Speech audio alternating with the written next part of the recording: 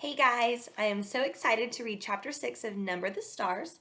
It's titled, Is the Weather Good for Fishing? Remember, in chapter 5, it had just ended where the soldiers came in and were searching the Johansons' house for the Rosens, and they were questioning who Ellen was because of her dark hair. And she had the Star of David around her neck that Anne-Marie pulled off because that was a sign that she was Jewish. So that's kind of where chapter 5 ended. So chapter 6 is the weather good for fishing. We must think what to do, Papa said. They are suspicious now. To be honest, I thought if they came here at all, and I hoped they wouldn't, that they would just glance around, see that we had no place to hide anyone, and just go away. I'm sorry I have dark hair, Ellen murmured. It made them suspicious. Mama reached over quickly and took Ellen's hand. You have beautiful hair, Ellen, just like your mama's, she said. Don't ever be sorry for that. Weren't we lucky that Papa thought so quickly and found the pictures? And weren't we lucky that Liz had dark hair when she was a baby? It turned blonde later on when she was 2 or so. In between, Papa added, she was bald for a while. Ellen and Anne-Marie both smiled tentatively. For a moment their fear was eased. Tonight was the first time Anne-Marie realized suddenly that Mama and Papa had spoken of Liz, the first time in 3 years. Outside, the sky was beginning to lighten. Mrs. Johansen went to the kitchen and began to make tea. I've never been up so early before, Anne-Marie said. Ellen and I will probably fall asleep in school today. Papa rubbed his chin for a moment, thinking. I think we must not take the risk of sending you to school today, he said. It is possible that they will look for the Jewish children in the schools. Not go to school? Ellen asked in amazement. My parents have always told me that education is the most important thing. Whatever happens, I must get an education. This will only be a vacation, Ellen. For now, your safety is the most important thing. I'm sure your parents would agree.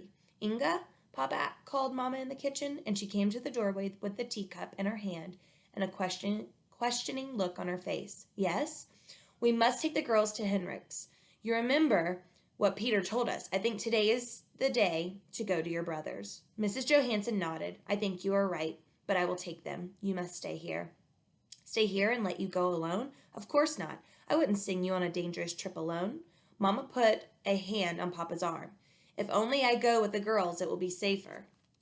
They will they are unlikely to suspect a woman and her children. But if they are watching us and they see all of us leave, if they are all aware that the apartment is empty, that you don't go to your office this morning, then they will know. Then it will be dangerous, and I'm not afraid to go alone. It was very seldom that Mama disagreed with Papa. Anne-Marie watched his face and knew that he was struggling with the decision. Finally, he nodded reluctantly.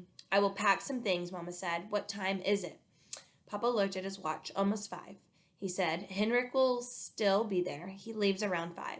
Why don't you call him? Papa went to the telephone. Ellen looked puzzled. Who is Henrik? Where does he go at 5 in the morning? She asked. Anne-Marie laughed. He's my uncle, my mother's brother, and he's a fisherman.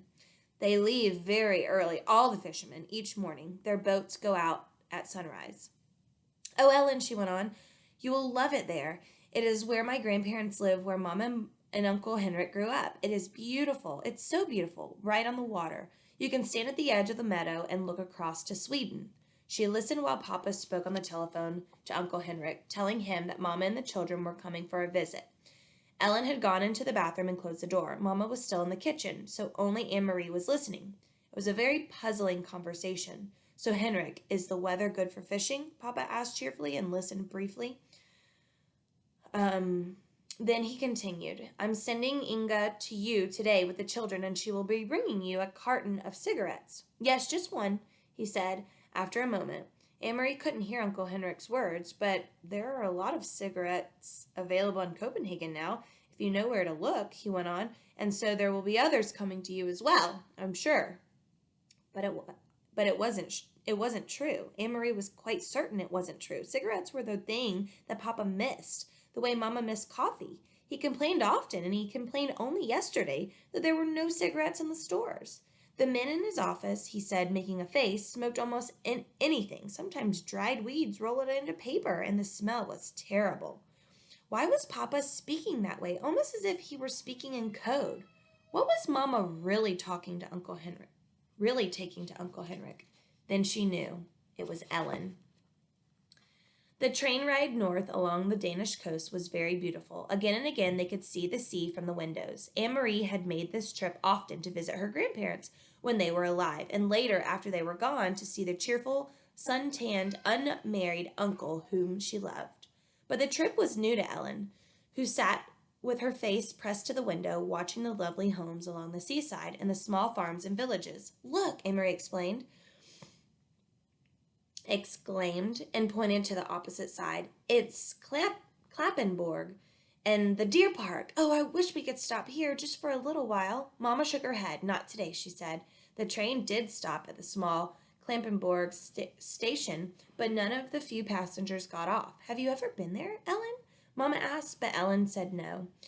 "Well, someday you will go. Someday you will walk through the park and you will see hundreds of deer, tame and free." Kirsty wriggled to her knees and peered through the window. "I don't see any deer," she complained. "They are there, I'm sure," Mamma told her. "They're hiding in the trees." The train started again, and the door at the end of the car opened, and two German soldiers appeared. Anne Marie tensed. Not here on the train, too. They were everywhere. Together, the soldiers strolled through the car, glancing at passengers, stopping here and there to ask a question. One of them had something stuck to his teeth. He probed with his tongue and distorted his own face. Anne Marie watched with a kind of frightening fascination as the pair approached. One of the soldiers looked down with a bored expression on his face. "Where are you going?" he asked. I think it's pronounced Gielja. Mamma replied calmly, "My brother lives there. We are going to visit him." The soldiers turned away and Anne Marie relaxed. Then, without warning, he turned back. "Are you visiting your brother for the new year?" he asked suddenly. Mamma stared at him with a puzzled look. "New year?" she asked. "It is only October." "And guess what?" Kirsty exclaimed. Suddenly, in a loud voice, looking at the soldier, Anne Marie's heart sank and she looked at her mother. Mamma's eyes were frightened. "Shh, Kirsty," Mamma said. "Don't chatter so." But Kirsty paid no attention to Mamma as usual. She looked cheerfully at the soldier, and Anne Marie knew what she was going to say. "This is our friend Ellen, and it's her new year." But she didn't. Instead, Kirsty pointed at her feet. "I'm going to visit my Uncle Henrik," she chirped, "and I'm wearing my brand new shiny black shoes." The soldier chuckled and moved on. Anne Marie gazed through the window again. The trees and the Baltic Sea and the cloudy October sky passed in a blur as they continued north along the coast. "Smell the air," Mamma said when they stepped off the train and made their way to the narrow street. "Isn't it lovely and fresh?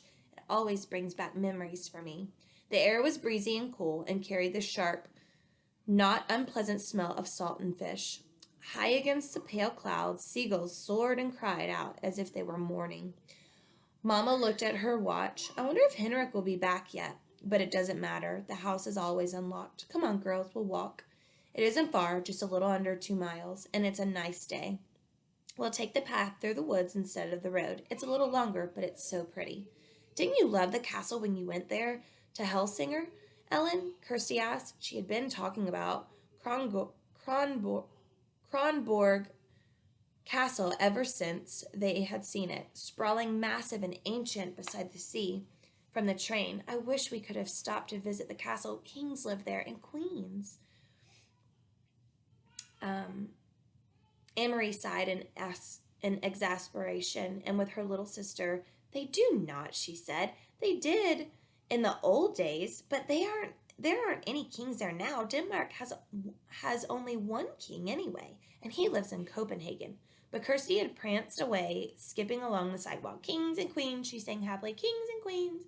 Mamma shrugged and smiled. "Let her dream, Anne Marie. I did the same when I was her age." She turned, leading the way along a tiny, twisting street and heading towards the outskirts of the village. "Things have hardly changed here since I was a girl," she said. "My Aunt Giddy lived there, and in that house," she pointed, "and she's been dead for years, but the house is the same. She always had wonderful flowers in her garden." She peered over the low stone wall and looked at the few flowering bushes as they passed the house. Maybe they still do, but it's the wrong time of year. There are just those few chrysanthemums left. "And yes, you see over there," she pointed again. "My best friend, her name was Helena, lived in that house." Sometimes I used to spend the night with her, but more often she came to my house on weekends. It was more fun in the country. My brother Henrik always teased us, though, she continued with a chuckle. He told us ghost stories and scared us half to death. The sidewalk ended and Mama turned into a dirt path bordered by trees. When I walked each morning into town for school, she said, my dog followed me this far. At the end of the path, he turned and went back home. I guess he was a country dog and didn't like the town. And do you know what? She went on, smiling. I named him Trophist. That means faithful. And it was just the right name for him, because what a faithful dog he was. Every afternoon he was always right here, waiting for me to return. He knew the right time somehow. Sometimes as I come around this bend, even today, I feel as if I come upon Trophus waiting still with his tail wagging. But the path was empty today. No people, no faithful dogs. Mama shifted the bag she was carrying from one hand to the other, and they walked on through the woods until the path opened to a meadow dotted with cows. Here, the path skirted the edge of the field, and along the fence and beyond it, they could see the gray sea, ruffled by wind. The breeze moved the high grass. At the end of the pasture, they entered the woods again, and Anne Marie knew they would soon be there. Uncle Henrik's house was in a clearing beyond these woods.